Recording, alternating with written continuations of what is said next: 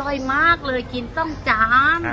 สัมภาษณ์ลูกค้าตัวจริงที่ใช้บริการในวันนี้นะครับเป็นไงบ้างครับรสชาติ อร่อยมากเลยกินต้องจาน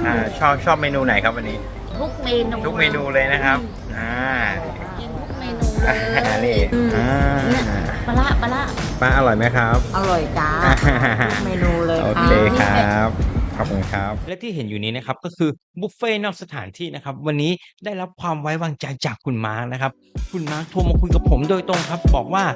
ค่าอาหารผมไม่ติดค่าเดินทางผมไม่ติดให้พ่อครัวแมวมาจัดอาหารอร่อยๆเลี้ยงแขกญาติพี่น้องที่มาร่วมทำบุญในครั้งนี้ครับและนี่ก็คือรีวิวจริงๆจากลูกค้าตัวจริงที่มาทานอาหารจริงๆจากพ่อครัวแมวบุฟเฟ่ต์นอกสถานที่ที่คนจังหวัดสมุทรปราการส่วนใหญ่เลือกใช้